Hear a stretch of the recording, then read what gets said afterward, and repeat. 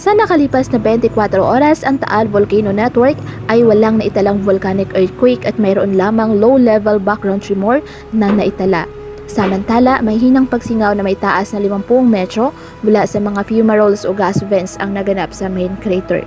Ang pagbuga ng sulfur dioxide o SO2 ay humigit kumulang sa 1,541 tonelada kada araw nitong ika-4 ng Abril taong 2021.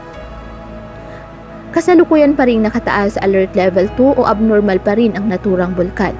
Sa Alert Level 2, ang steam-driven o phreatic na pagputok, volcanic earthquake, bahagyang abo at mapanganib na ipon o pagbuga ng volcanic gas ay maaaring bigla ang maganap at manalasa sa mga paligid ng Taal Volcano Island.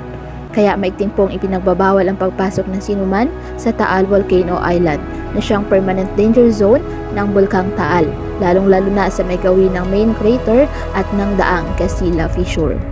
Maging maingat po, maging handa anumang oras.